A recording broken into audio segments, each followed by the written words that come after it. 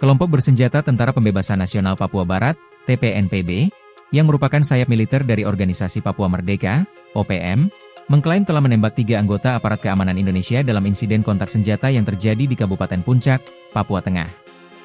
Dalam pernyataan tertulis yang dirilis pada Senin, 1 September 2025, juru bicara TPNPB, Sebi Sambom, menyebut bahwa laporan tersebut disampaikan langsung oleh Komandan Operasi Umum TPNPB, Maijen Lekaga Telenggen, dari wilayah Timobut, Distrik Sinak Barat.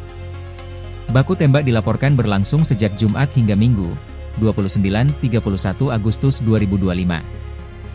Dalam insiden itu, 1 aparat disebut mengalami luka tembak serius di bagian perut dan dalam kondisi kritis, sementara 2 lainnya tertembak dan tidak memberikan perlawanan.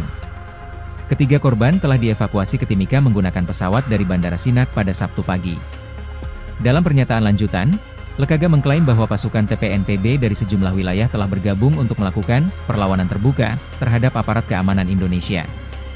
Ia juga menyerukan pembakaran seluruh aset milik negara Indonesia yang ada di Papua sebagai bagian dari perjuangan kemerdekaan.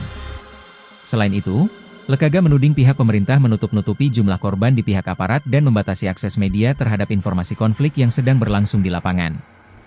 Hingga berita ini diterbitkan, belum ada keterangan resmi dari aparat keamanan Indonesia terkait klaim tersebut.